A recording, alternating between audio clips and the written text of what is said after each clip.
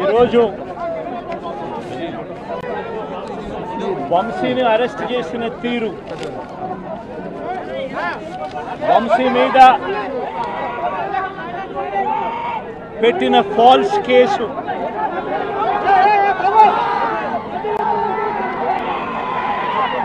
నిజంగా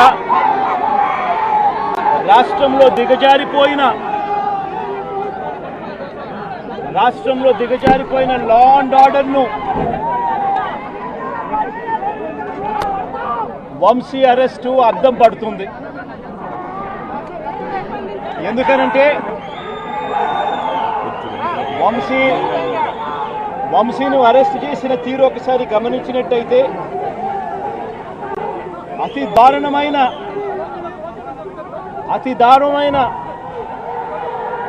law and order break down కనిపిస్తుంది. ఒకసారి గమనించినట్టయితే ఈ కేసులో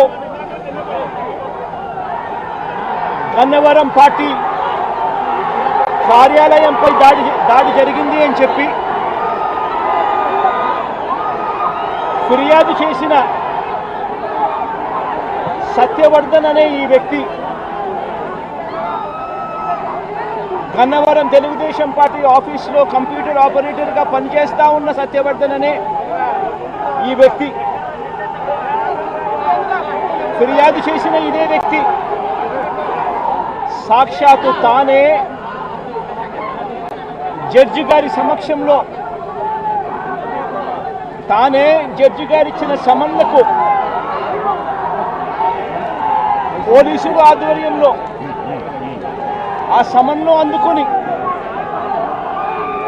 జడ్జి గారి దగ్గరికి వచ్చి జడ్జి గారితో తానిచ్చిన వాంగ్మూలాన్ని ఒకసారి గమనిస్తే ఆ వాంగ్మూలంలో ఆయన చెప్పిన మాటలు ఏమిటి, చివరికి ఈరోజు వంశీ మీద పెట్టిన ఫాల్స్ కేసు ఏమిటి, ఇదే సత్యకుమార్ అనే వ్యక్తి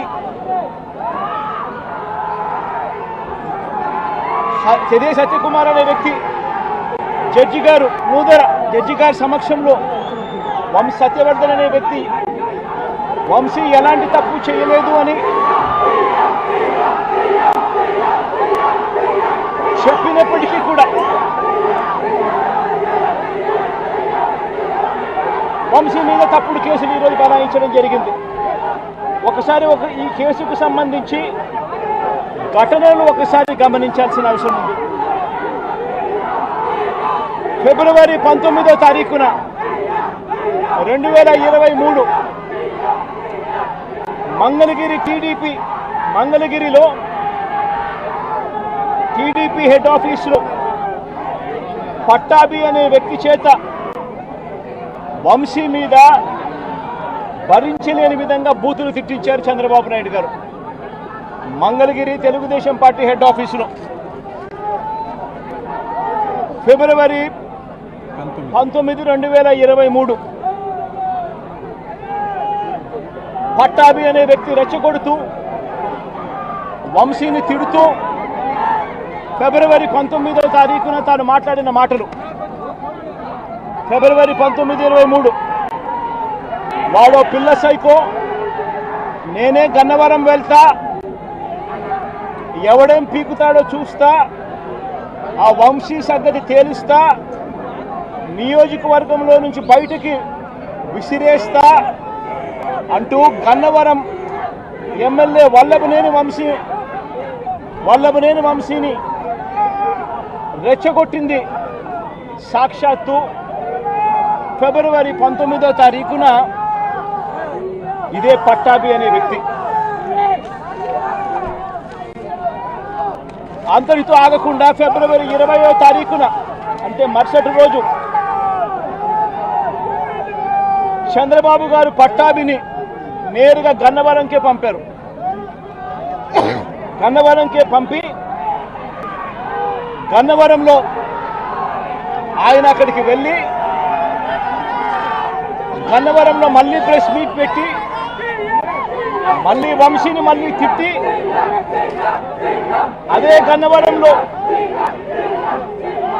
చుట్టుపక్కల ప్రాంతాల నుంచి తాను పోగేసిన మనుషులను తాను వెంట పెట్టుకుని ప్రెస్ మీట్లో మరొకసారి వంశీని తిట్టి ఒక ప్రొసెషన్గా వైఎస్ఆర్సీపీ ఆఫీసును అటాక్ చేయడం కోసం ఫిబ్రవరి 20వ తారీఖున ఇదే పట్టాభి బయలుదేరాడు. బయలుదేరిన ఈ ఘటనలో ఇదే పట్టాభి ఫిబ్రవరి 20వ తారీఖున వైసీపీ ఆఫీసుకు తాను మనుషులతో ప్రొసెషన్గా తాను అక్కడికి వెళ్ళి ఆ రోజు పార్టీ బయట ఉన్న ఒక దళిత సర్పంచ్ సీనయ్య అనే వ్యక్తిని కూడా పట్టాభి వాళ్ళ మనుషులు దాడి కూడా చేయడం జరిగింది. ఈ దాడి జరుగుతా ఉన్న నేపథ్యంలో ఉద్రిక్తతల మధ్య పోలీసులు కూడా నిర్వహించేదానికి విశ్వ ప్రయత్నం కూడా చేశారు. ఆ చేసిన విశ్వ ప్రయత్నంలో సిఐ కనకారావు, ఈయన కూడా దళితుడే, సిఐ కనకారావు తల పగలగొట్టి నిరోధించే కార్యక్రమంలో సిఐ కనకారావు తల కూడా ఇదే అల్లరి మూకలు పట్టాభి నేతృత్వంలో ఇదే అల్లరి మూకలు తల కూడా పగలగొట్టారు. ఇలాంటి ఉద్రిక్తతల మధ్య ప్రతిచర్యగా తెలుగుదేశం పార్టీ వాళ్ళు ఇటువైపున రావడం, ప్రతిచర్యగా వైసీపీ వాళ్ళు కూడా అటువైపున వెళ్లే కార్యక్రమం జరగడం, ఈ ఘటన జరిగింది. రెండు వైపులా ఆ రోజు పోలీసులు కేసు పెట్టారు. వైసీపీ ప్రభుత్వం అధికారంలో ఉంది, అయినా కూడా వన్సైడెడ్గా కేసులు వాళ్ళ మీద పెట్టలేదు. రెండు వైపులా కేసులు పెట్టారు, రెండు వైపులా ఉన్న వాళ్ళ మీద కేసులు పెట్టారు.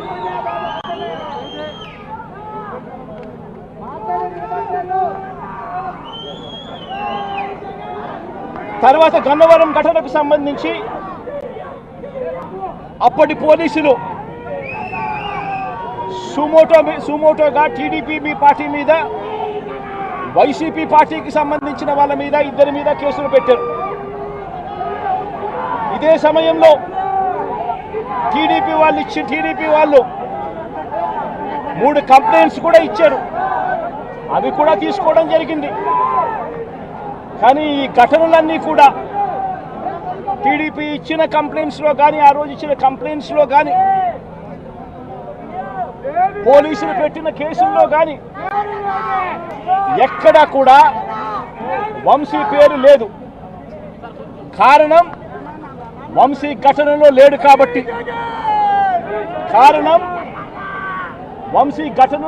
కాబట్టి, ఘటనా స్థలంలో తాను లేడు కాబట్టి వంశీ పేరు ఎక్కడ ఎవరు కూడా చెప్పలేదు. తెలుగుదేశం పార్టీ ఇచ్చిన కంప్లైంట్స్లో కానీ, పోలీసులు పెట్టిన కేసుల్లో కానీ ఫిబ్రవరి 22వ తారీఖున అంటే ఫిబ్రవరి 20వ తారీఖున ఇది జరిగింది. ఇది జరిగిన 2 రోజుల తర్వాత గన్నవరం టీడీపీ ఆఫీస్ ఆపరేటర్గా, డేటా ఎంట్రీ ఆపరేటర్గా పనిచేస్తా ఉన్న సత్యవర్ధన్ అనే ఈ దళిత యువకుడిని మంగళగిరిలోని టీడీపీ ఆఫీసుకు చంద్రబాబు నాయుడు గారు మనుషులను పిలిపించుకొని ఈ సత్యవర్ధన్ అనే వ్యక్తి ద్వారా మరో కంప్లైంట్ కూడా ఇప్పించారు. తెల్లటి కాగితం మీద ఆయనతో సంతకం తీసుకొని మరో కంప్లైంట్ కూడా ఇప్పించారు. దాని ఆధారంగా ఎస్టీ ఎస్టీ కేసు కూడా పెట్టారు. కానీ ఆ ఇచ్చిన ఆ కేసులో కూడా, ఆ సత్యవర్ధన్ ఇచ్చిన ఆ కేసులో కూడా అప్పటికి కూడా వంశీ పేరు ఎక్కడా కూడా లేదు. కారణం వంశీ అక్కడ లేడు కాబట్టి, ఘటనా స్థలంలో లేడు కాబట్టి. ఫిబ్రవరి 23వ తారీఖున సత్యవర్ధన్ నుంచి పోలీసులు ఫిబ్రవరి 23, 2023 పోలీసులు ఇదే సత్యవర్ధన్ దగ్గర నుంచి 161 స్టేట్మెంట్ కూడా తీసుకున్నారు. ఆ స్టేట్మెంట్లో సత్యవర్ధన్ ఇచ్చిన స్టేట్మెంట్లో కూడా ఎక్కడా కూడా వంశీ పేరు ఎక్కడా లేదు. సత్యవర్ధన్ అనే వ్యక్తి ఆ 161 స్టేట్మెంట్లో, పోలీసులకు ఇచ్చిన 161 స్టేట్మెంట్లో తనని ఎవరూ తిట్టలేదని కూడా చెప్పాడు. తాను ఘటన జరిగినప్పుడు తాను అక్కడి నుంచి వెళ్ళిపోయానని కూడా చెప్పాడు. తర్వాత టీడీపీ ప్రభుత్వం రాగానే వంశీని టార్గెట్ చేయడం మొదలుపెట్టారు. జూలై 10,